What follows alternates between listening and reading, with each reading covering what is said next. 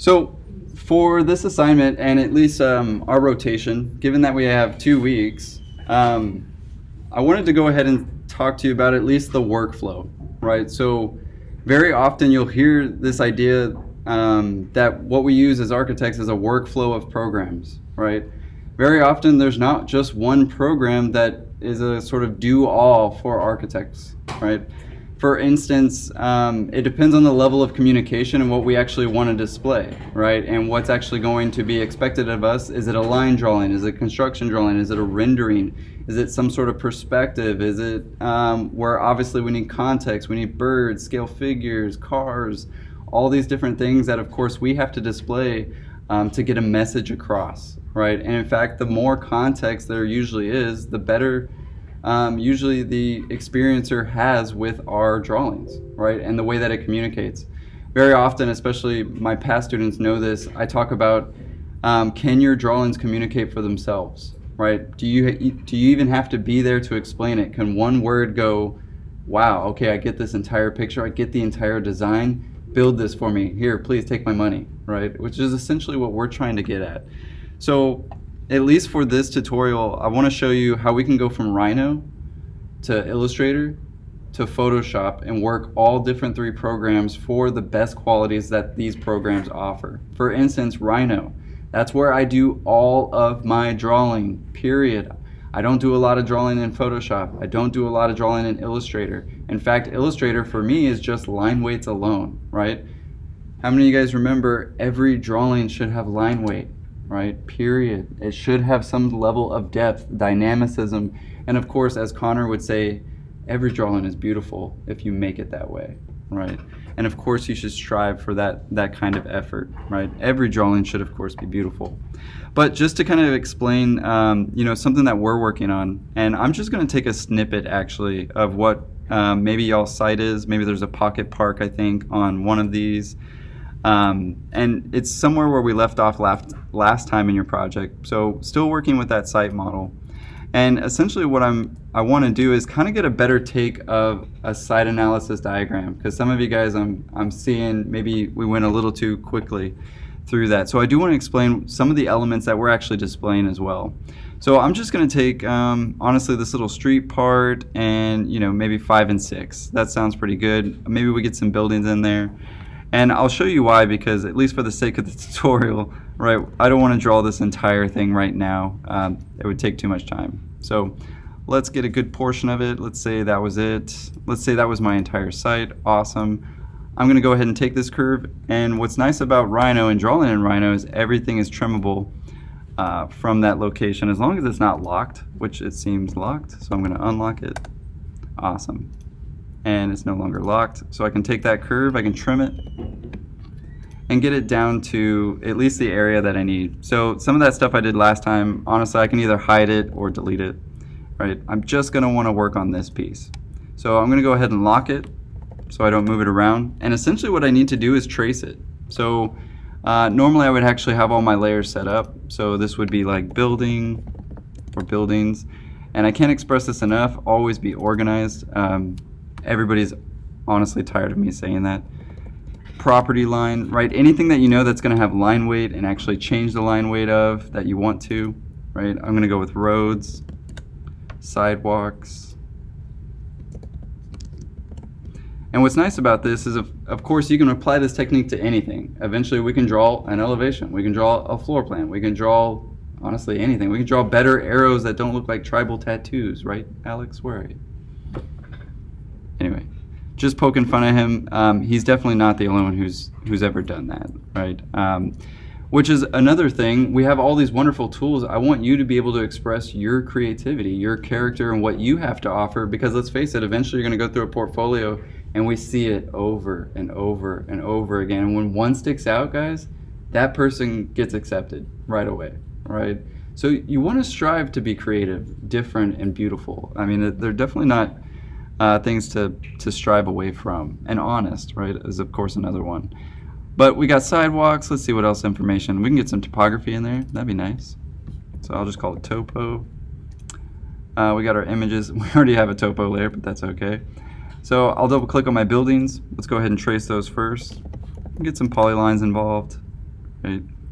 Fake it till I make it. So actually, I'm just gonna make some rectangles real quick. Take off some of my O-snaps so it doesn't lock onto other things. I can press spacebar and essentially get another, but I have some weird shaped buildings, so I'm just gonna stick with my guts. Polyline. Oh, I put polylines. There we go. Enter. And basically just trace out this drawing. If I hold shift, I can actually get, you know, a perfectly straight line. That's usually pretty good for buildings. And I want to close all my pieces because I don't know if I want to say move it or, you know, something like that.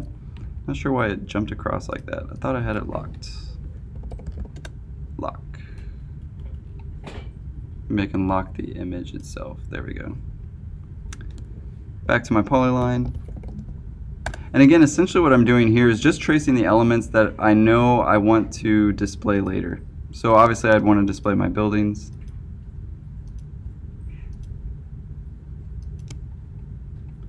Press spacebar, I can get another. It doesn't look like my images are actually lined up. That's why I'm getting sort of a crazy image going on there. So I'm actually going to get rid of one of those. So unlock.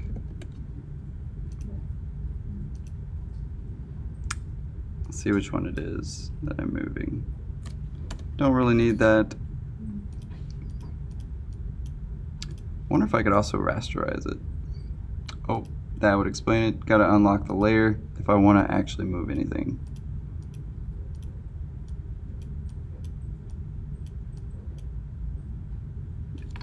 Unlock. There we go. Take the surface. I'll keep that one actually.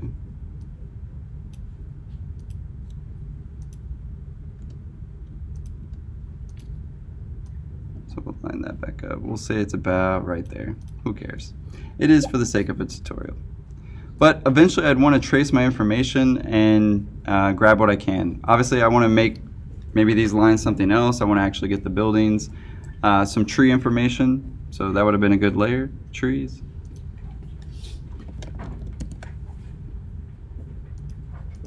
And of course it has to be green because it's trees. But these are actually just placeholders for myself, right? You know, I don't necessarily have to think of these as my final tree, right? So maybe that was my final, or sorry, my placeholder. So maybe that's a tree, there's a tree, maybe there's some trees back here.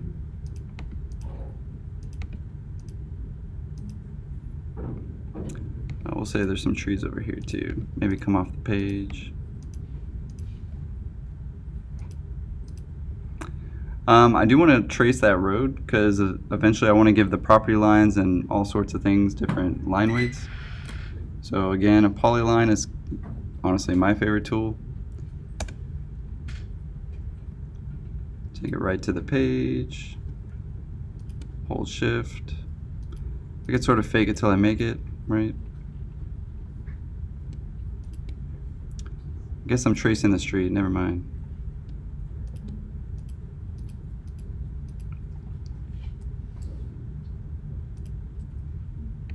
So again, just doing all of my drawing, right?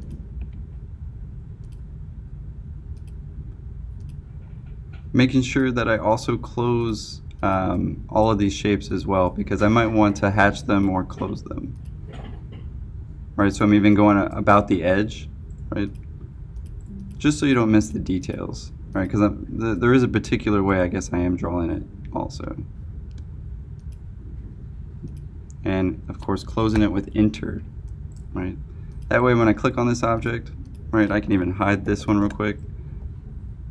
Right, I can put those together, join them, J-I-O-N, or J-O-I-N, sorry. Right, we got the street. Well, we really want to get all these elements, right? Oh. Might as well delete these. I guess I don't need those anymore. What else do we need? At least that we're going to do line weight. So those property lines, yep. Maybe actually switch this one to road. We'll take that curve, switch it to roads, change object. Awesome. Go back to property line and let's get the rest of those lines. So polyline. And it pretty much just goes straight across, doesn't it? There's a good one.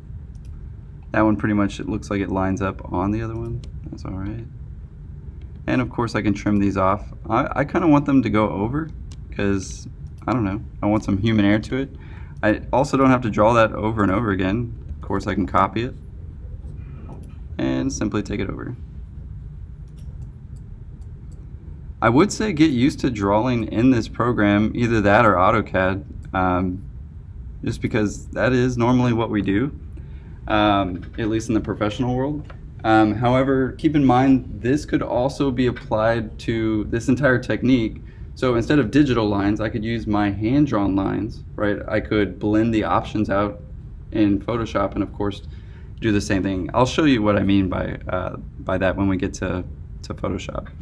But yeah, we're drawing some of the lines. You know, maybe I want to express that this one's a pocket park, so I can of course make a line here. Looks like there's some sort of setback line there, so maybe we need to get that information too. Again, essentially drawing all of the lines that I would normally have to use. Got the line there, sweet. Get another one over here. I'm gonna go ahead and make a rectangle so I can chop all of this off. Anything that I don't need, so trim. Right, I don't need that tree there, so take my edge, trim, splice it right off. Right, you could do the same thing with these guys. Right, and of course, anything I want to chop off. So we got buildings, property lines. We can always put text in Illustrator and things like that. But let's say I was done, right? You know, well, actually I need my sun diagram information. I need all my arrows and things like that. So this is what I meant by like just draw one, right? There's definitely good ways and bad ways to draw arrows. I kind of do it at any scale first. So again, I'm going to use a separate, I'm going to call it arrows, right? Polyline tool, because that's my favorite. Arrow, right? So usually it has kind of this action going on. Does it not? Right? Pretty good arrow if you ask me. We can get fancy with the spices, but you know, I'd probably leave it there. Usually I depict wind in some form or fashion like this. Something whimsical, something that's kind of mine, right? Comes to a tip, usually kind of looks like that for me. A little less tribal, right? And of course you could do sort of whatever you want with it. Right, maybe that actually ends up cutting off. Yeah. Could do another one. Why not? Maybe it comes to this point, that point. But what I would say is make it your own, right? Why would you want to look like everybody else? Of course, if that was too whimsical for you, right, we could trim it. We could do all kinds of things to it. Right. Or we could say that one overlaps that one. See what I did there? Right, kind of gave it some depth, you know, something like that. Can also chop these off if I, you know that it's going to cut off to the page, or maybe that's where I want it to end. Cut, right?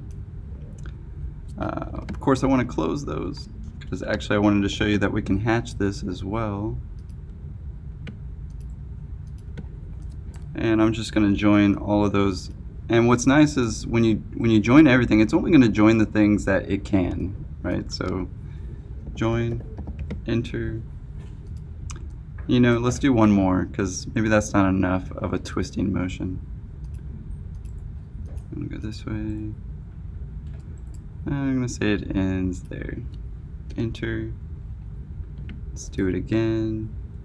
Let's make sure I connect to that one. Yep. Kind of another whimsical one going on there. Looks like Crest toothpaste a little bit. That's all right. I want to get rid of that one. Let's say that one's on top. And that one right there. Right, but already something much more interesting, and there's no doubt that you could find that exact one on the internet. Right, no doubt, because I made it just now, right? Unless somebody gets it off the internet when I upload it and traces it, right? So make it your own, right? But another thing that we could do with this is, of course, hatch it. So hatch. You're going to want to choose the boundary mode, right? So this little box. And what's nice is it makes it more like a paint bucket, right? So of course I can fill those in accordingly. Get now down to the very nitty gritty right there. Can even get that one. Awesome. Press enter. And I can fill it in with whatever I want. Say that, you know, I wanted it to be, I don't know, dots, right? In our case, I think solid will probably be best, be most, we can change a lot with that. However, that's really big, so we could also group it, right, and make it smaller, right, or whatever size that we actually needed, right. So maybe that's coming in from this side. I don't know, maybe it needs to be a little bit bigger.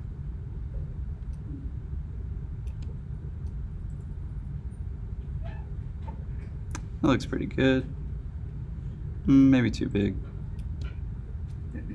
Usually you don't want these, you know, taking up the entire side. You can also trim it again, so if you got the wrong angle, that's, you know, that's fine. But yeah, let's maybe address it there. Perfect. And we could trim the rest off, so we can take this curve, TRIM, and again, it's just drawing, right?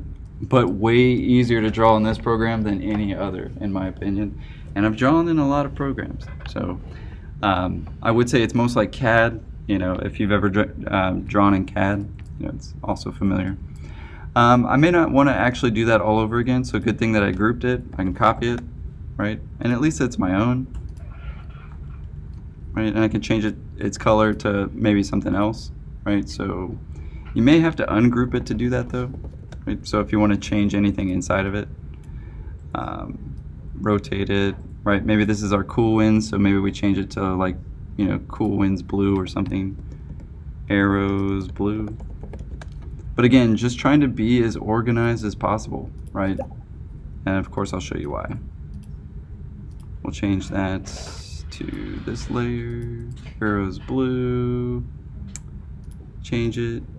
The next thing I did want to address is the sun diagram, and of course where that comes from, right? So we have our, I mean, look at that. Already, it's already kind of neat, right? You know, it's something of our own. Anyway, sun diagram. So how many of you guys know what that sun diagram actually does, right? Well, you can go to SunCalc, right? And you can get all this information for free. Also, this red line indicates everybody who's going to be able to see the eclipse coming soon. So, you know, it's trying to tell us that San Antonio is clearly in the perfect range to see this, lunar eclipse. Sorry, not the solar eclipse. But essentially what you guys are seeing here, and normally what we depict, that's that smiley face, right? But also notice it is an exact time. So this is 6 o'clock during the summer, right? So this yellow is actually the range of everywhere the sun will be in an entire solar year, right? What's awesome is it does this infinitely. It never even changes. How weird is that? This day, at this exact time, it's always this motherfucking angle, right? To use my language. But it is amazing to know, and that is why we put it on these diagrams, because that way somebody can go, oh, I can see that your orientation of your building, all the glass is facing west, and I see that it's all west light, and I know that in San Antonio that this time of day is the hottest part of my day, so I want to minimize this angle, right? So a lot of this diagram is actually more about the angle, right? It's a little bit about the orientation. Obviously, we want to know where north is, right, and things like that. We want to know and can assume east. But guys, look at in the morning, during the summer. That angle is way different than an angle in winter. You guys see that? That's what makes this diagram awesome, right? And really unique to use in architecture. In fact, what do you think we can do? Take a screenshot? We can either Photoshop it in there, or I can draw it myself.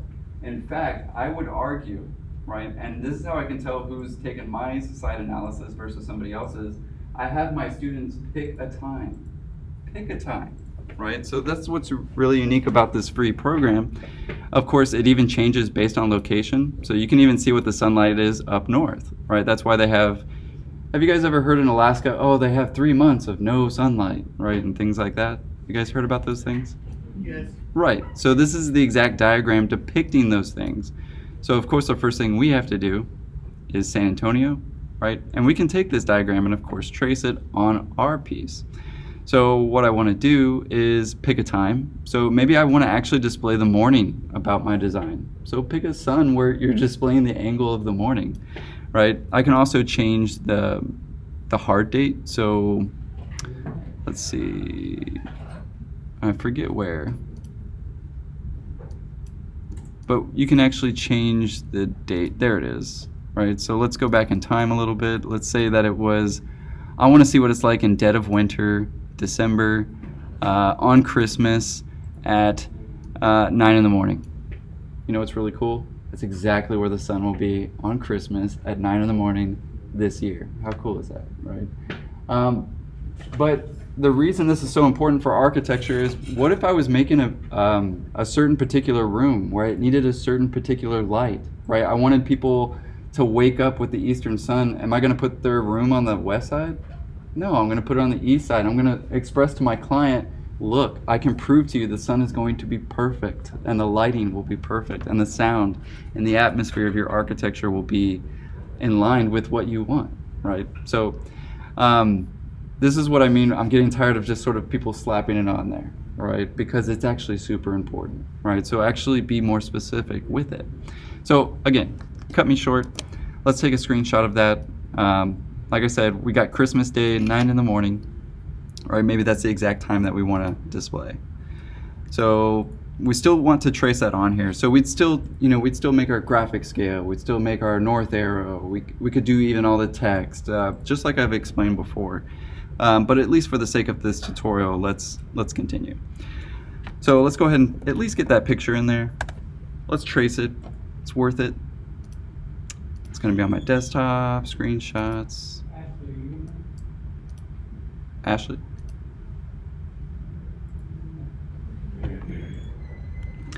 Pretty easy of a trace. We can get a circle, right? We can choose the center point, which seems to be there for us. And this is a very fake it till you make it, right?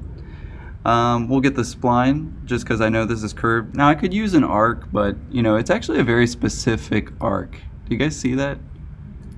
It's very specific. It's not just any old smiley face.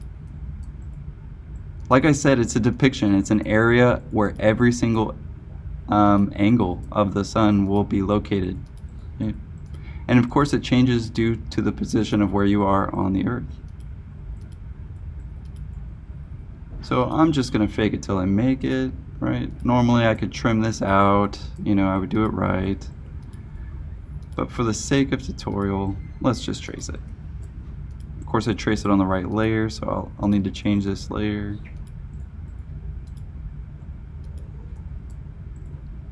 You can also double click to always close something, just like Photoshop or any other program.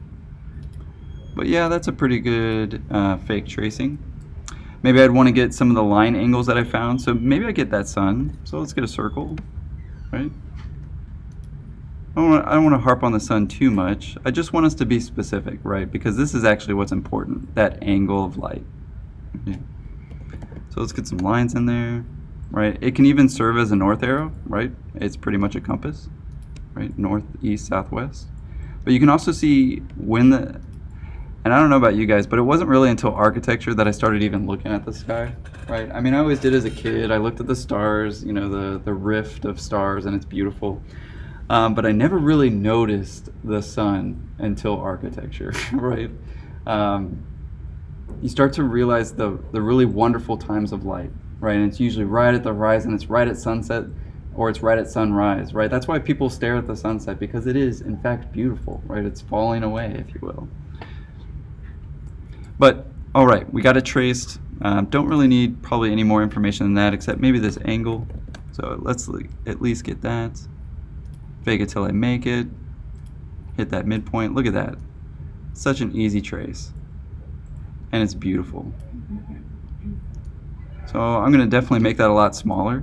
Usually that's another thing that a lot of people accidentally do, is they make this way too big. What I would say is that's probably an appropriate size right there. You don't really want it to take over everything, because look, it's showing me the angle here. showing me the angle there. So maybe I'm specifically number 5. I'd probably do this or put my center point of that diagram on number 5, right? Let's say my design is on number 5, right? It's looking pretty good. Obviously, I should undo that real quick and group this, because just in case I want to select that again, and I probably do. And let's go ahead and call that Sun Calc. I could even label it 9 a.m. Christmas Day, right? So another tidbit of information. I can also hatch this up, so let's make it look nice. It's like my paint bucket tool, right? Enter, I can make a separate paint bucket, right? So I can hit enter again. I can make this one, you know, its own color, right? Maybe I keep it as stripes for now or something so I can differentiate, or even change its layer, right? So change it to Sun Calc.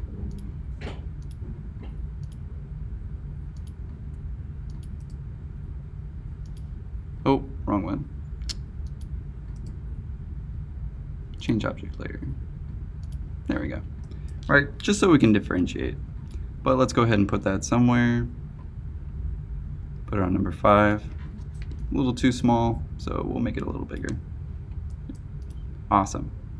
Starting to get somewhere, right? It's starting to look technical yet artistic, right?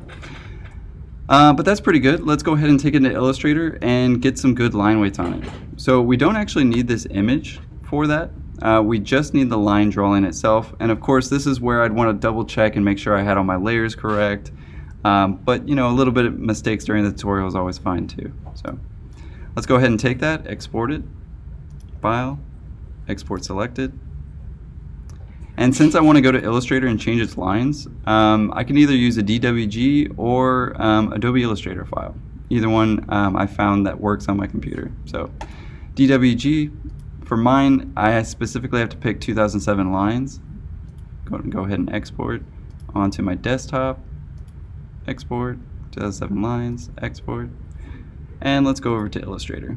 Now, like I said, we're not going to get to absolutely everything today, but let's try and get close. We got about 22 minutes. So Illustrator is usually the quickest. Again, just changing line weight. That way I can take it into Photoshop. Remember, I can't change the line weight in Photoshop, right? I can change the line weight in Rhino, but it's honestly kind of difficult. And if it changes scale, then it's really effed. So again, I like to change my line weight in Illustrator. Let's use the programs for the best of their ability.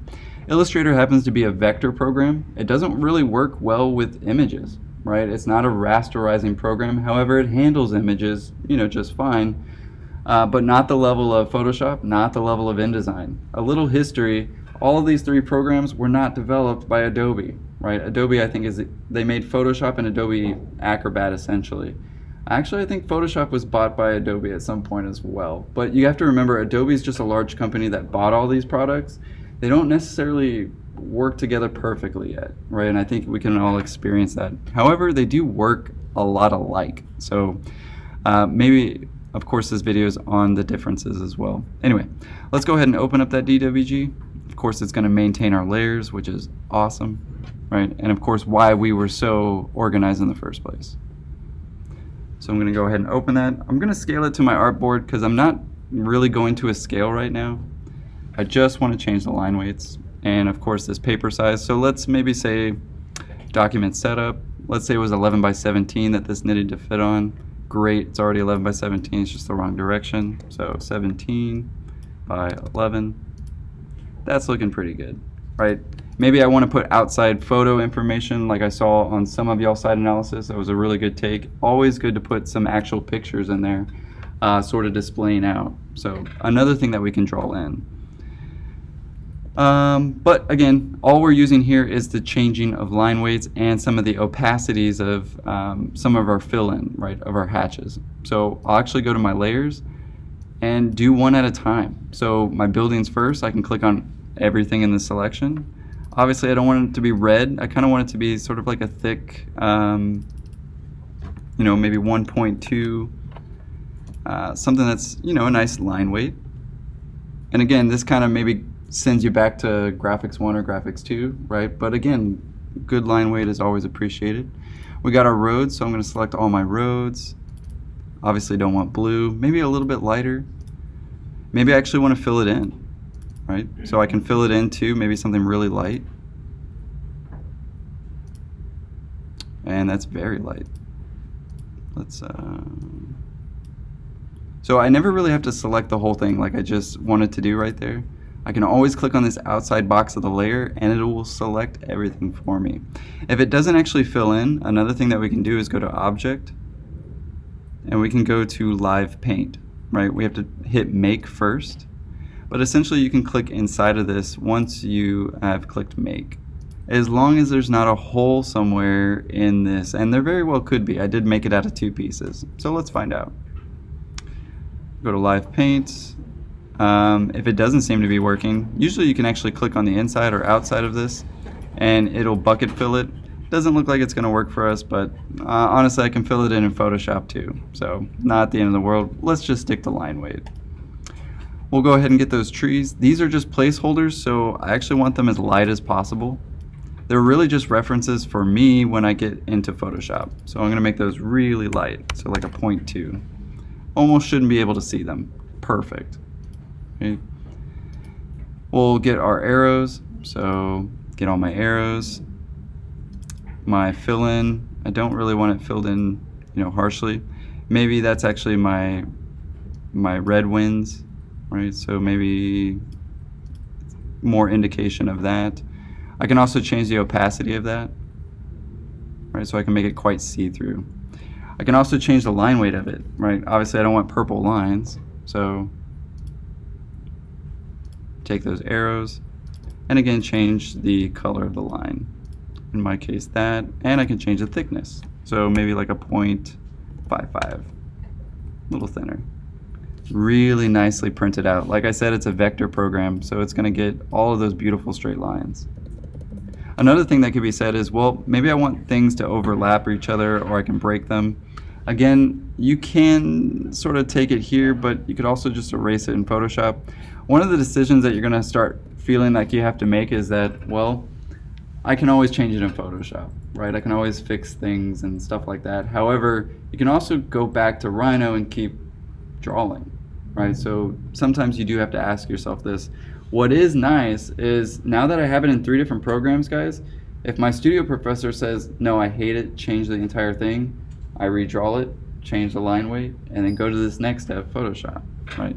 So let's try and get to the whole thing today. That way, next tutorial is just Photoshop. So we have our line weights. Let's finish the drawing, right? So let's get our property lines in there. Let's not lock them. There we go. Accidentally made those property lines. That's, I guess, okay. What's nice is I can also make a layer here, and let's say I can change this to the sun, right? I can always click on something and actually move just this box, and it'll change it to that layer, right? So if I click on it, now it's the sun layer. It doesn't change the purple, but that's actually controlled over here. Let's make it nice and yellow like everybody loves. Right, we can even make it a gradient, right? So not a huge fan of gradients, but it kind of makes a lot of sense here. Right, I can flip it over. I can make this side look darker. Why would I do that? Well, because it's more hot, right? It's more red. So I can really indicate that, right? Maybe make this side yellow.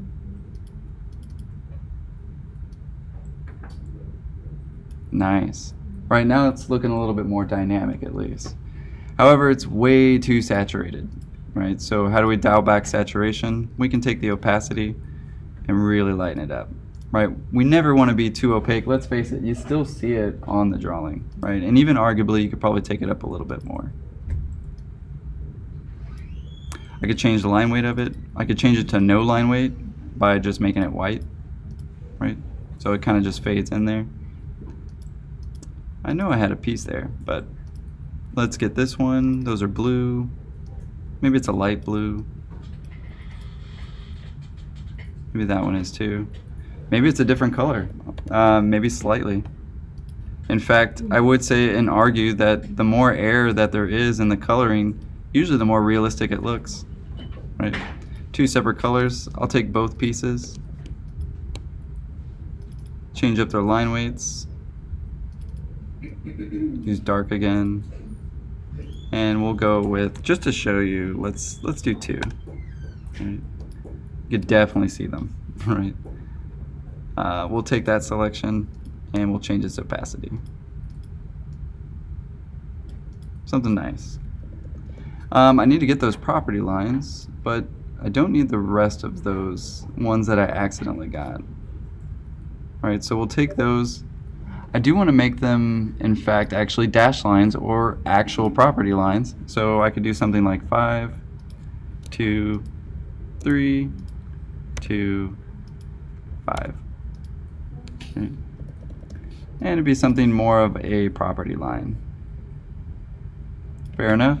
However, I don't want them purple. That's weird.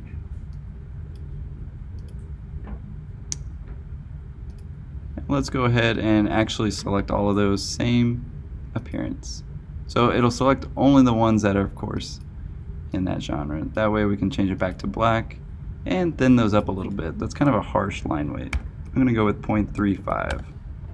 So fairly thin. But alright, now we've got the line drawing portion. Here's honestly the coolest part. So we go into Photoshop, we make a new drawing. In our case, we do want to make sure that it's a, this is a rasterized program. It's not a vectorized program. However, it does handle vectors okay, right? And of course, I'll show you. So we'll take that 11 by 17. We'll press OK. And this is the best drag and drop of, that I usually enjoy. Take the entire thing, right? And simply drag and drop it right onto the page.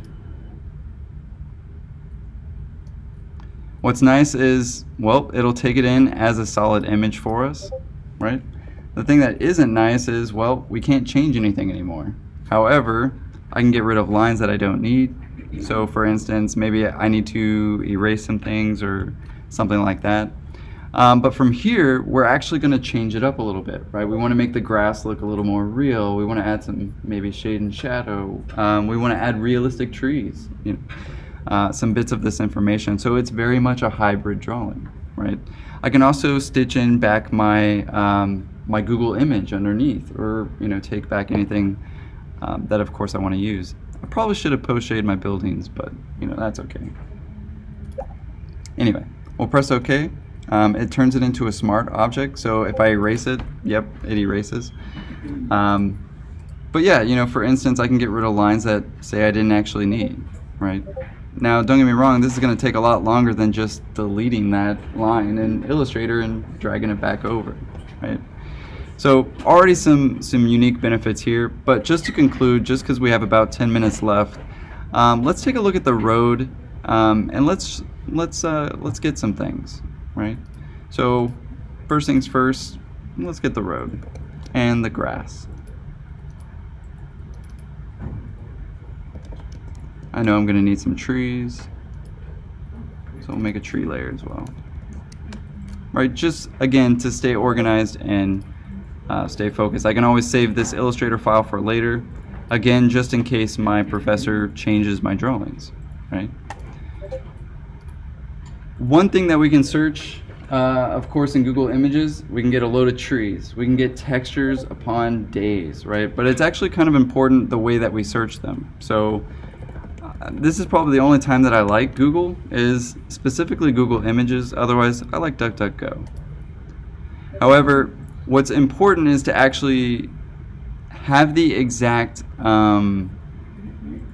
lettering. So like if you said road, asphalt, the word texture is the key word in there, right? Because we want a flat surface to work with, right? We want to be able to manipulate it, and we don't want to just take this road and let's face it, that one's just laughable, right? You don't want to actually put like the yellow stripes in the road or anything like that.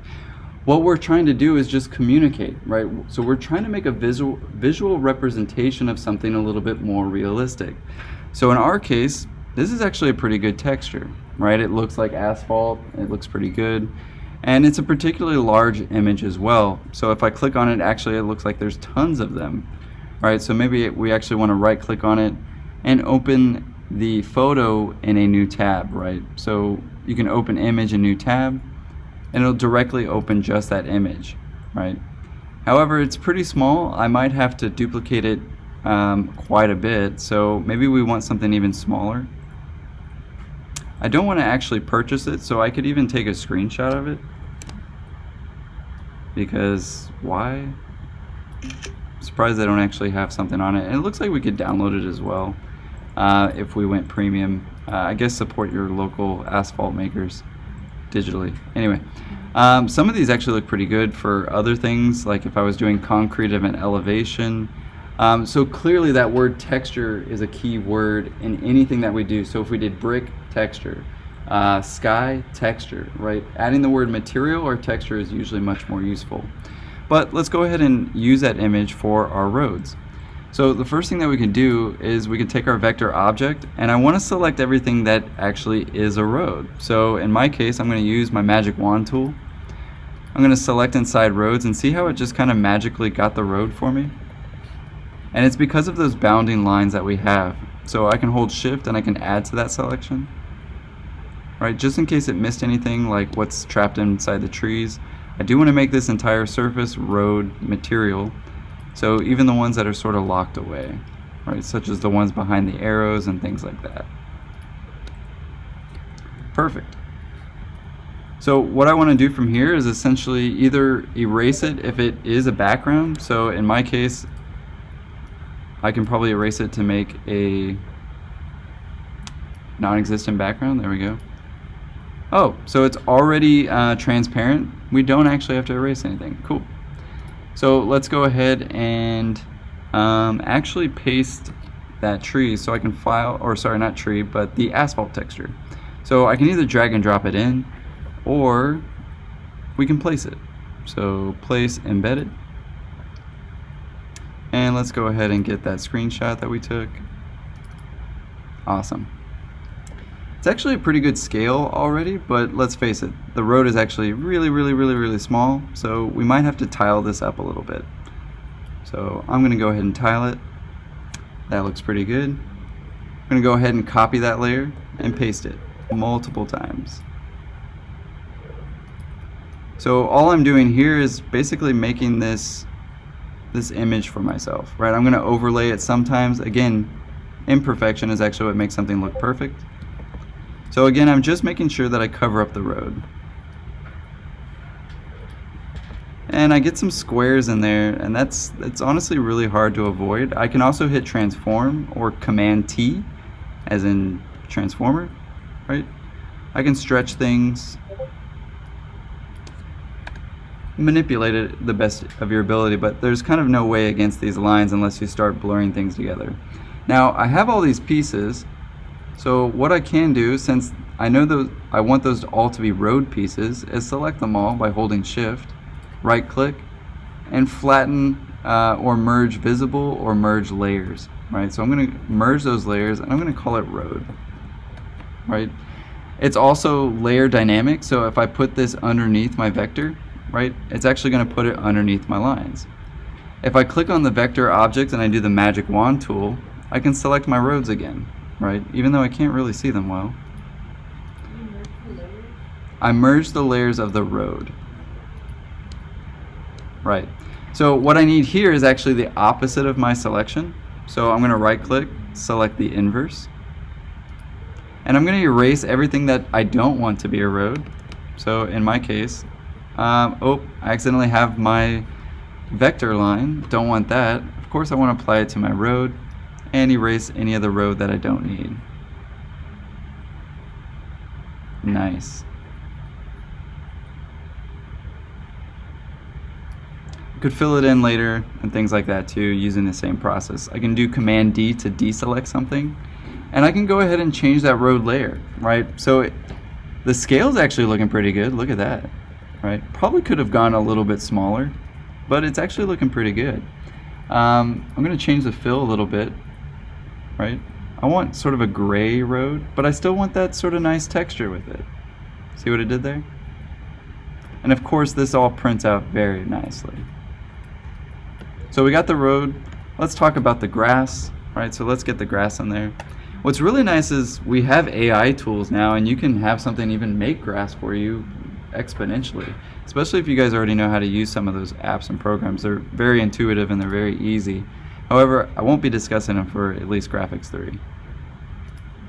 So let's get a grass texture in there. Let's go back to our Google Images, and it's simply grass. Look what happens if I just type in grass. I mean, you're gonna get the perspective. We obviously need something really flat, right? So I don't want to just type in grass flat, because I'm also gonna get something really weird too, right? It's almost too flat. Honestly, the word of the day is texture or material. Nice, right? Something a little bit more abstract. I could even do watercolor. It's kind of one of my favorite. So grass texture watercolor. I like something that doesn't exactly look like grass, but again, communicates visually grass, right? So something that is a little more like this, that's really nice. A little more abstract, something like that's really nice. And in fact, I could paint this myself, scan it in, and use my own for every single drawing. How cool would that be, right?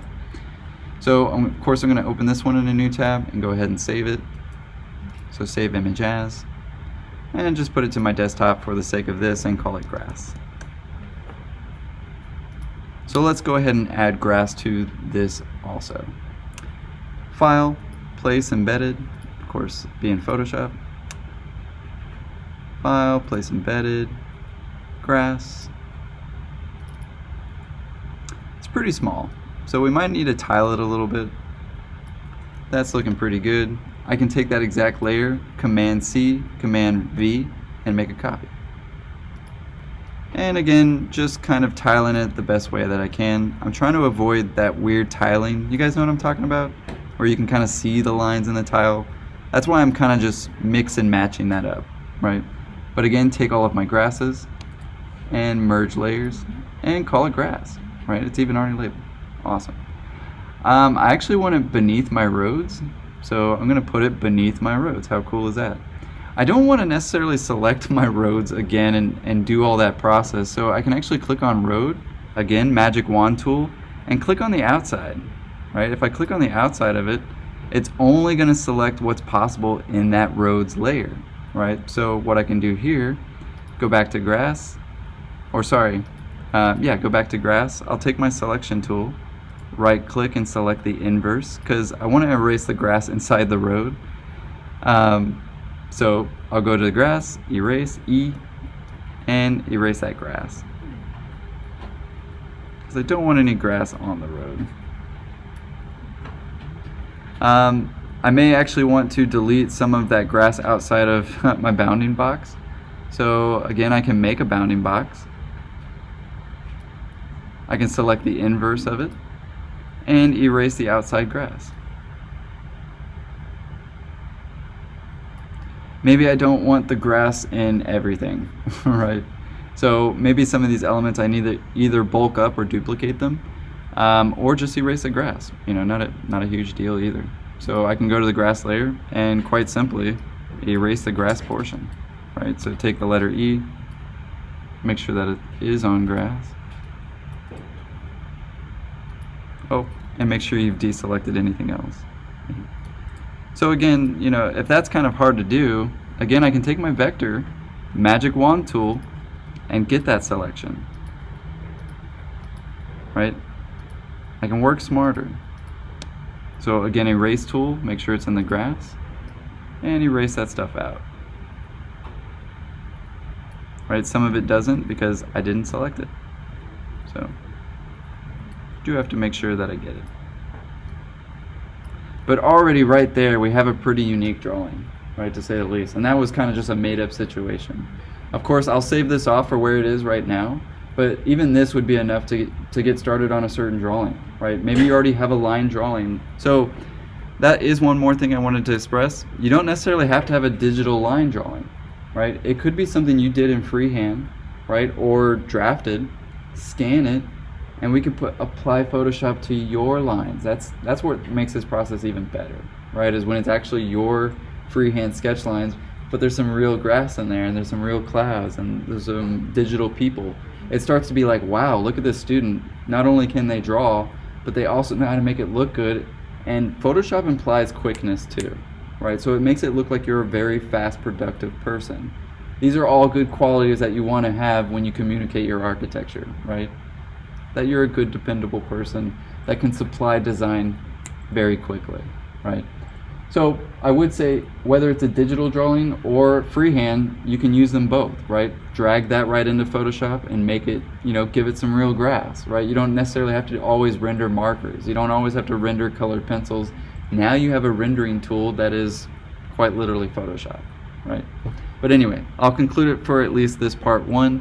Are there any main questions that maybe came up during this process that we can maybe get on the video? What is that? The Sun link is called suncalc.org.